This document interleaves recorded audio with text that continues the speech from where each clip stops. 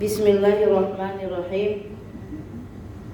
Kemarin udah hadis ke-7, masih tentang masalah niat. Sekarang hadis ke-9 sampai 8 kemarin. An Abi Bakrata Nufai' bin al-Haris as-Saqafi radhiyallahu anhu anna an-nabiy sallallahu alaihi wasallam qala idza taqal muslimani bisayfayhima fal qatilu wal maqtul finnar. Qultu ya Rasulullah hadzal qatil fama balul maqtul? Qala innahu kana harisan ala qatli sahibi. Muttafaqun alaih. Dari Abu Bakar Nufail bin Al-Haris As-Saqafi radhiyallahu an berkata bahwa Rasulullah sallallahu alaihi wasallam bersabda, idal taqal muslimani, apabila ada dua muslim bertemu, kemudian bisayfaihima, membawa pedang dan berusaha untuk saling membunuh, fal qatilu wal maqtul finnar, maka orang yang membunuh dan yang dibunuh masuk neraka. Qultu ya Rasulullah, kemudian aku, yaitu Nufail, berkata, ya Rasulullah, gitu,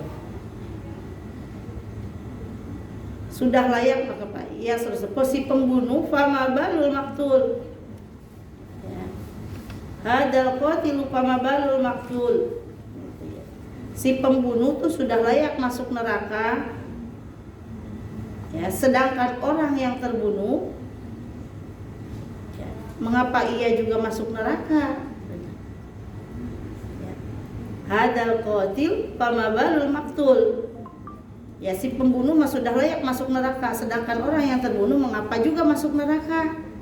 Gitu ditanya, ya, Rasulullah. Kemudian Rasulullah menjawab, innahu kana harison ala qatli sahibi, ya, karena ia juga ingin membunuh temannya.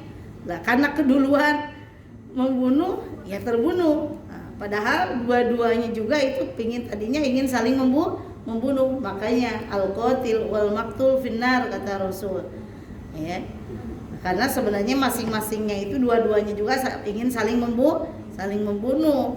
Lah karena keduluan, nah, makanya yang pertama kenalah ada yang terbunuh, nah, gitu. Makanya kemudian si sahabatnya itu bertanya, ya, Nufail itu, ya, kenapa katanya yang terbunuh juga masuk neraka, gitu.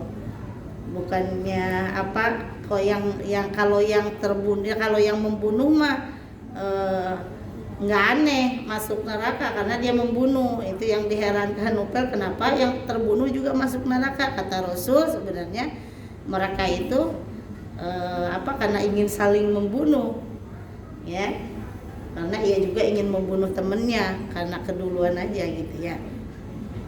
Innahu kana harison ala qatli sahibi, karena juga ia ingin membunuh temannya, maka al-qatil wal maqtul finnar, ya, yang membunuh dengan yang terbunuh jadi masuk neraka. Jadi orang yang bertekad melakukan maksiat, ya, dan sudah berusaha untuk melakukannya, maka ia juga mendapat dosa, ya, baik kemaksiatan tersebut sudah ia lakukan maupun belum kemaksiatannya. Namun jika kemaksiatan itu sekedar terlintas di pikirannya, kemudian lintasan kemaksiatan itu tidak terhitung sebagai dosa, hanya terlintas, kemudian tidak sampai dilakukan, gitu, terlintas saja, tidak ada niatan benar-benar untuk melakukan maksiat, itu, ya, terlintas saja, terus dibenahi lagi hatinya, itu tidak termasuk dari dosa. Jadi peringatan dari Allah kepada kaum muslimin agar tidak saling membunuh, karena hal itu akan menjadikan kaum muslimin lemah juga mengundang kemarahan dari Allah Subhanahu wa taala. An Abi Hurairah radhiyallahu anhu qala Rasulullah sallallahu alaihi wasallam, salatul rajuli jama'atan tazidu ala salatihi fi suqihi wa baitihi bid'an wa 20 darajatan. Wadhalika anna ahaduhum idza tawaddaa fa ahsanal wudu'a summa atal masjida la yuridu illa sholata la yanhazuhu illa sholatu lam yahtu khotwatan illa rufi'alahu biha darajatun wa khutta anhu biha khati'atun hatta yadkhulal masjid. Fa idza dakhalal masjida kana fi sholati ma kanati sholatu hiya tahbisuhu wal malaikatu yusalluna ala ahadikum madama fi majlisihi alladhi shalla fihi yaqulun Allahumma arhamhu Allahumma ighfir lahu Allahumma tub alaihi ma lam yuhdis fihi ma lam yuhdis fihi. Ini dari Abu Hurairah radhiyallahu anhu berkata bahwa Rasulullah sallallahu alaihi wasallam bersabda, seorang laki-laki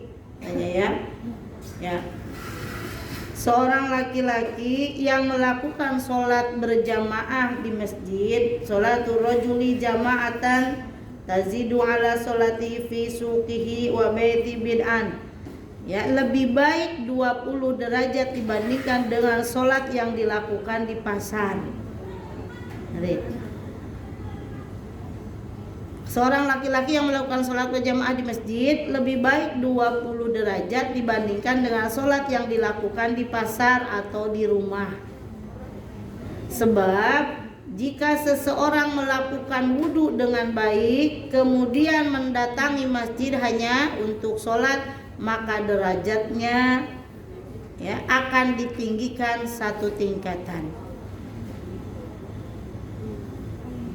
Dan keburukannya diampuni setiap kali ia melangkahkan kakinya hingga ia masuk masjid. Nah, beda kan dengan di rumah atau di pasar ada musolanya. Ini masuk pasar di swalayan. Ya. Ini, ya, terus di rumah juga. Di lain dengan apa? Dengan ke masjid. Tiap langkahnya dihitung. Ya, maka derajatnya akan ditinggikan satu tingkatan. Orang yang sholat di masjid, dan keburukannya juga diampuni setiap kali melangkahnya.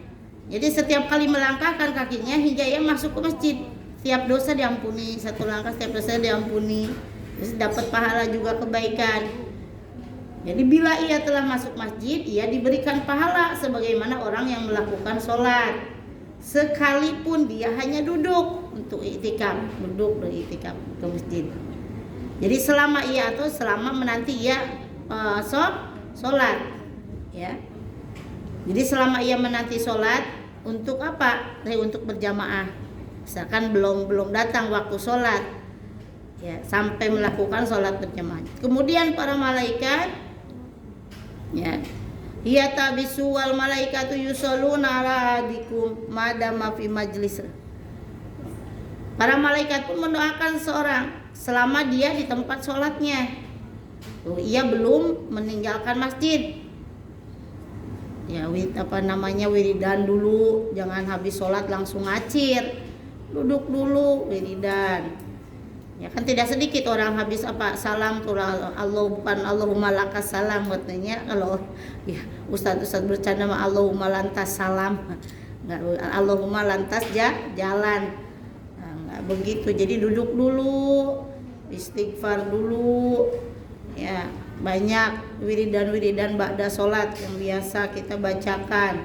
Jadi selama ia menanti sholat berjamaah, ya, itu malaikat membersamainya. Para malaikat pun mendoakan selama orang tersebut ada di tempat sholatnya. Jadi ia belum sampai meninggalkan masjid, ya.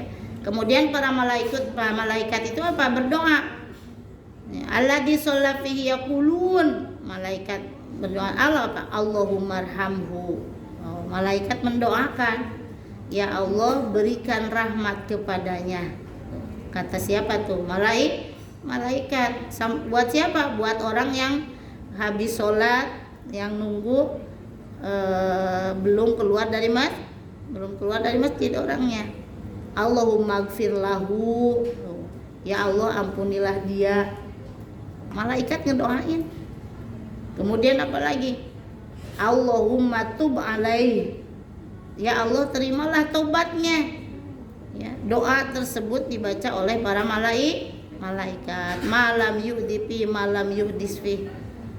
Jadi doa tersebut dibaca oleh para malaikat selama ia tidak tapi ada apanya? Ada terusannya. Malam yu'difihi malam yu'disbi. Selama ia tidak menyakiti orang yang tidak berhadas.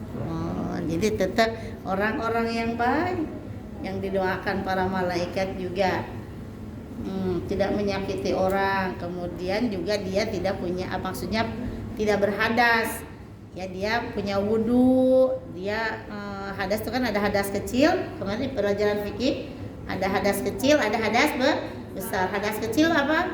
Yang mewajibkan orang berwudu. Kalau hadas besar yang mewajibkan seseorang mandi. Ini nyambung lagi ke fikih nih. Ingat. Jadi orang yang punya hadas kecil wajib berwudu, orang yang punya hadas besar wajib mandi. Kalau diulang lagi harus apa tuh? Apa yang mewajibkan wudu? Di antaranya ada 4. Balik lagi apa aja? Balik lagi ke fikih, apa aja yang mewajibkan? Karena apa? Karena apa aja? Ada yang keluar dari salah satu lubang, kubul atau dubur. 2 karena hilang akal. Boleh jadi hilang akalnya sakalor itu ayan atau tidur. Yang ketiga, bersentuhan kulit laki-laki dan perempuan yang bukan muhrim dan sudah pada dewasa tanpa penghalang. Yang keempat, yang mewajibkan wudu, memegang kemaluan ya, dubur atau kubul bangsa Adam ya, manusia. Harus hafal, udah tamat sapinahnya, lupa lagi, mesti ngulang lagi sapinah, ulang lagi biar tambah bisa ya. Jadi pelajaran-pelajaran yang barusan dapat kita ambil, jadi makruh melakukan sholat di tengah pasar ya, karena sangat ramai sehingga sangat besar kemungkinan tidak khusyuk. Kan lagi enak-enak sholat, perhatian ada pengumuman kenceng lagi sholat kan nggak khusyuk, misalkan di atas ya, ini kan termasuk pasar swalayan ya. Di rumah juga sama terkadang ya, jadi makruh. Jadi lebih baik sholat di masjid kalau laki-laki. Nah kalau perempuan mah di rumah saja, kalau khawatir menjadikan fitnah ya. Kalau perempuan mah enggak juga harus abring-abringan ke masjid, enggak apa-apa. Kalau untuk perempuan ya bagus ya di rumah perempuan mah. Komo yang cantik-cantik mah jangan ke masjid. Tapi kalau nenek-nenek enggak apa-apa. Ya, sholat berjamaah di masjid lebih tinggi pahalanya, sampai 25, sampai 26, dalam hadis lain 27 ya, apanya derajatnya daripada sholat sendirian. Kalau berjamaah mah ya pahalanya banyak seperti dijelaskan di riwayat-riwayat yang sudah. Jadi ikhlas tetap menjadi kunci pahala ya, kunci pahala dari suatu amal. Kemudian sholat juga adalah ibadah yang paling utama dan yang pertama kali nanti ditanya setelah kita dibangunkan dalam kubur itu tentang masalah sholat ya. Jadi karena para malaikat juga berdoa ya, mendoakan orang-orang yang sholat. Di antaranya tadi doanya ya, doanya itu apa? Allahumma arhamhu ya Allah rahmatilah padanya, ya Allah ampunilah dosanya ya, itu ya Allah terimalah tobatnya ya. Malaikat mendoakan orang yang sholat ya, orang yang sholat di masjid tentunya, apalagi sambil berjamaah. Kemudian di antara tugas malaikat adalah berdoa ya untuk orang-orang yang beriman. Mudah-mudahan kita semuanya ditetapkan iman Islam ya, iman kita supaya kuat, Islam kita supaya hidup, yaitu dengan ilmu. Kita pingin apa, keimanan kita kuat, pingin Islam kita apa, keislaman kita lebih hidup, tentunya kita harus mempunyai ilmu. Tidak bakalan keimanan kita kuat, tidak bakalan keislaman kita itu hidup kalau kita tidak punya ilmu. Dan ilmu tidak akan ujug-ujug datang, tentunya ilmu harus dicari. Makanya manusia itu kewajibannya untuk mencari ilmu itu dari mulai lahir sampai meninggal. Jadi selama kita hidup wajib kita mencari ilmu. Kalau kita tinggal dari kewajiban dari mencari ilmu tersebut, maka hidup kita sia-sia bahkan berdosa. Jadi niatin dari sekarang. Kalau kemarin tidak ada niat bahwa kita itu hidup mencari ridho Allah, hidup ingin selalu mencari ilmu dimanapun dan kapanpun, itu karena kewajibannya itu dari mulai kita lahir. Jadi bukan kita selesai kuliah udah beres, tidak, terus sampai kita meninggal, sampai nenek-nenek entar misalkan sudah tidak di sini, udah kumpul dengan masyarakat di rumah, harus datang ke majelis taklim karena itu memang kewajiban. Tidak sedikit orang juga yang udah misalkan mereka tuh kerja kemudian istirahat, bukan pensiun dari kerjanya, duduk aja di rumah. Nah, begitu harus datang ke majelis taklim karena harus selalu mencari ilmu karena itu kewajiban. Nah, kalau kita mau tidak melakukan kewajiban berarti hukumnya dosa. Orang yang berdosa tentu tempatnya itu neraka. Kita kan tidak mau. Ya minimal kita tinggal di rumah ikut gabung, ya yang udah menikah ikut gabung, yang belum menikah pun kita cari pengajian yang misalkan ada pengajian remaja, ikut kali-kali ikut pengajian remaja, harus begitu. Ya, an Abdullah bin Abbas bin Abdul Muttalib radhiyallahu anhuma an Rasulillah sallallahu alaihi wasallam fima yarwi an rabbih tabaraka wa ta'ala qala inna Allah ta'ala katabal hasanati was sayyiati summa bayyana dzalika faman hamma bihasanatin falam ya'malha katabahu Allah tabaraka wa ta'ala indahu hasanatan kamilatan. Abu Abbas Abdullah bin Abbas bin Abdul Muttalib radhiyallahu an berkata, ya, dari Abu Abbas nih, bahwa Rasulullah Shallallahu Alaihi Wasallam meriwayatkan dari Tuhannya Subhanahu Wa Taala, sesungguhnya Allah, Inna Allah Taala katabal hasanati wasayyiati. Ya, Allah tuh mencatat kebaikan dan keburukan. Kemudian Allah menjelaskan, ya, barang siapa yang bermaksud mengerjakan kebaikan, ya sumadalika paman hamma bihasanatin falam ya'malha kataballahu tabaraka wa ta'ala. Barang siapa yang bermaksud mengerjakan kebaikan lalu dia tidak melakukannya, apa katanya? Maka Allah yang maha suci dan maha tinggi mencatatnya sebagai satu kebaikan. Ya, Allah mencatatnya sebagai satu kebaikan penuh di sisinya. Falam yamalha, terus udah niat nih untuk melakukan kebaikan, ya. Dia itu bihasanatin falam yamalha, tapi tidak mengerjakannya, kata Allah, maka Allah menuliskan. Cuman baru bermaksud berniat. Nah, Allah tuh maha suci, maha tinggi, mencatatnya sebagai satu kebaikan penuh di sisinya. Jika ia bermaksud untuk melakukan kebaikan, fa'in hamma biha fa'amilaha kataballahu indahu asyra hasanat. Jika ia bermaksud untuk melakukan kebaikan lalu dilakukannya, fa'amilaha, kemudian melakukannya, kata Allah, maka Allah menuliskannya indah di sisinya itu sebagai apa?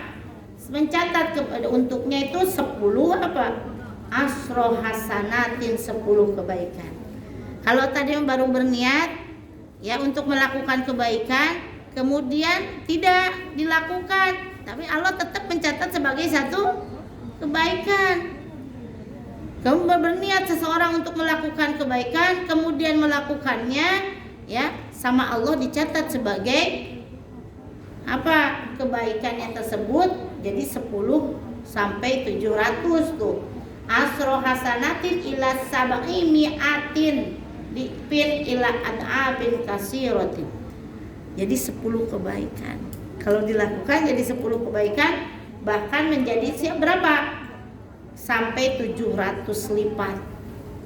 Oh, bahkan berlipat-lipat. Makanya kalau kita bersedekah, melakukan kebaikan, itu jangan segan-segan, jangan melakukan kebaikan itu kata Bimbo itu, berbuat baik janganlah ditunda-tunda. Nah, kalau ada segera, jangan banyak pertimbangan, banyak aja.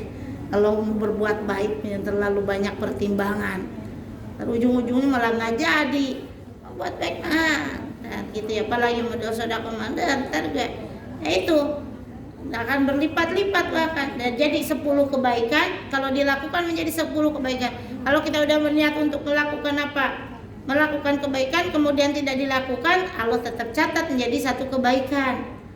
Nah, kemudian kita sudah berniat untuk melakukan kebaikan kemudian kemudian dilakukannya, dilakukan kebaikan tersebut, maka menjadi 10 kebaikan, bahkan sampai 700 kali lipat.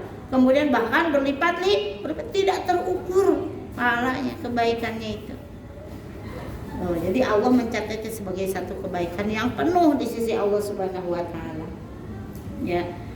Cuma jika ia bermaksud untuk mengerjakan keburukan, wa in hamma bisayiatin, nih lihat, wa in hamma bisayiatin falam ya'malha, kemudian tidak dilakukannya keburukan tersebut, kata bahallahu ta'ala indahu hasanatan kamilatan.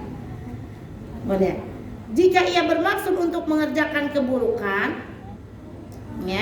kemudian tidak dikerjakan, Allah mencatatnya sebagai indahu hasanatan kamilatan, sebagai 1 kebaikan. Luar biasa kan?